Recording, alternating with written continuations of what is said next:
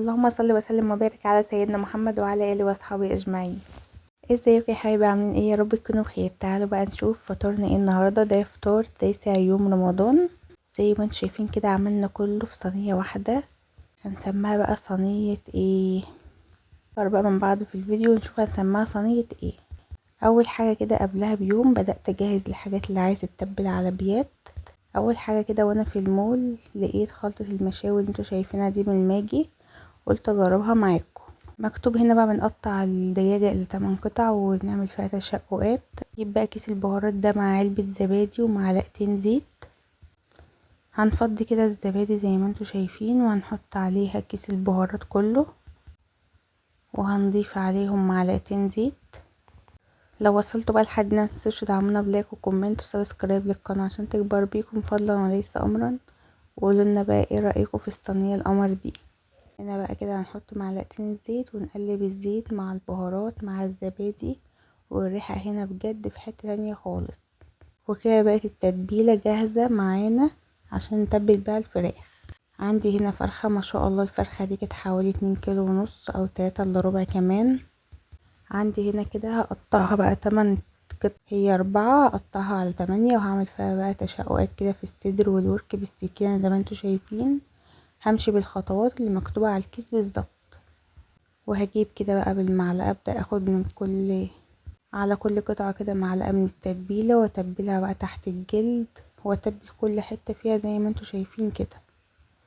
هعمل بقى كل الكمية زي ما انتوا شايفين كده واحطها في الطبق بتاعي.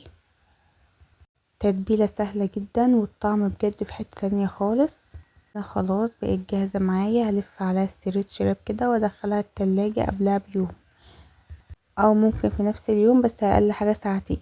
تاني وصفة معانا برضو هنجهزها قبلها بيوم. معايا هنا كده ده نص كيلو لحمة مفرومة، هنعمل بيه كده كفتة. وعندي هنا كده دهن مفروم فريزر، هاخد منه حوالي 50 100 جرام دهن. وهبشر كده بصلة كبيرة او اضربها في الكبة، احط عليها شوية ملح واسيبها بقى تصفي كل المية اللي فيها. ومعايا هنا خلطة الكفتة اللي على السيخ من كنور، ومعايا الملح والفلفل الاسمر والسبع بهارات. دي كده المقادير اللي هحتاجها في الكفتة. هنا معايا نص كيلو لحمة، 100 جرام دهن، بصلاية كبيرة مبشورة او مضروبة في الكبة، هضيف عليها رشة فلفل اسمر، رشة سبع بهارات، الملح على حسب الرغبة، بهارات كنور بس انا واخدة هنا مستخدمة نص الكيس بس، معلقة كبيرة. هلبس بقى الجواندي وادمج كل المكونات دي كده مع بعض، وهاخدهم بقى ايه على الكبة ادوهم فرمة حلوة كده. لو ما عندكيش كبة مش شرط كبة خالص، نفضل نعجن فيهم لحد ما اللحمة تعمل انسجة. وهدخلها التلاجة قبلها بيوم. ده كده في اليوم التاني طلعت الفراخ من التلاجة، هبدأ كده ارصتها في صينية زي ما انتوا شايفين وهدخلها الفرن. المفروض هنا بقى هتبع الخطوات في الصينية دي، احطها على النار مباشر واحمرها على الجنبين، تاخد لون من الجنبين ادخلها الفرن. انا استغنيت عن الخطوة دي وشغلت الشواية، حمرتها تحت الشواية على الجنبين. اما خدت لون من الجنب ده قلبتها للجنب التاني وبدأت اشغل الفرن من تحت وسبتها على رف اوسط لحد ما استوت، ودي كانت افضل بالنسبه لي. نيجي بقى هنا للكفته، طلعتها كده من التلاجة زي ما انتوا شايفين الانسجه بتاعتها عامله ازاي. وافضل حاجه ان انا عملتها قبلها بيوم. معايا هنا ميه البصل السيخ هصبع الكفته. طبعا ما حبيتش اطول عليكم الفيديو، صبعت الكفته زي ما انتوا شايفين كده وهدخلها الفرن على نار وسط 180. ساكتين ليه بقى؟ صلوا على الرسول، اللهم صل وسلم وبارك على سيدنا محمد وعلى اله واصحابه اجمعين. طلعت بقى كده الفراخ، بحب انا الفلفل الاسمر قوي في كل حاجه، فاديتها كده وانا بقلبها رشه فلفل.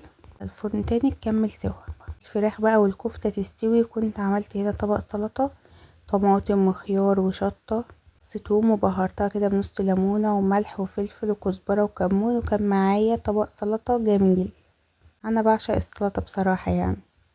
تالت حاجه معانا او رابع حاجه، جبت حله كده حطيت فيها معلقه سمنه بلدي ومعلقه زيت، وبدأت كده اشوح بصلاية مبشورة. معايا هنا جزرة مبشورة ومعايا هنا طماطماية مبشورة.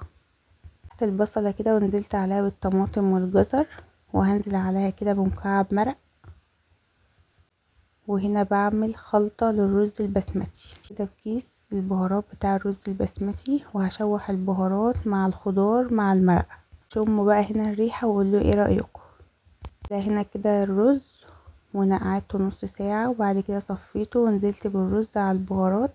ادي الرز كده تشويحة حلوة يسخن. اول ما الرز بقى يسخن معايا كده هنزل بمية مغلية واظبط قاعد الرز. انا هنا بعمل قاعد الرز كده بالنظر، مش بعاير يعني بالكوباية وكده. انا عاير في رز بياخد كوباية ونص مية، وفي رز بياخد كوبايتين مية على حسب نوع الرز اللي انت جايباه. هنا حلة فيها معلقة سمنة، احمر بقى شوية لسان عصفور واعمل شوربة لسان عصفور. هنا برضو عملت سلطة طحينة.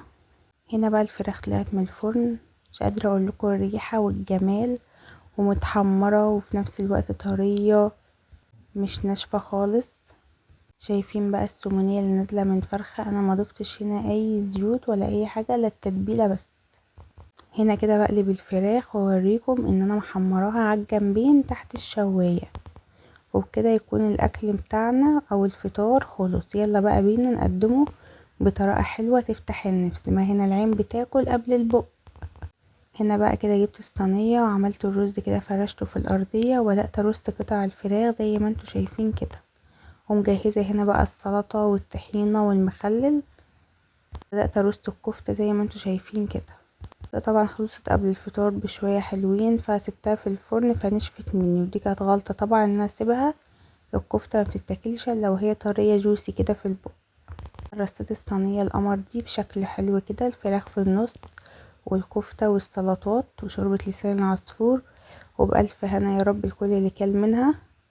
عايزاكم بقى تشوفولي تفاصيل الفراخ والكفتة وتفاصيل الصينية القمر دي، واكتبولي في الكومنتات هنسميها صينية ايه. لو لسه ما حطيتش اللايك مستنيه ايه؟ الصينيه ديت ما تستاهلش منك لايك حلو كده زيك، ودعوه حلوه من قلبكم ولكم بالمثل. كان معانا النهارده العصير خشاف. ده بقى تاني يوم اكل بايت.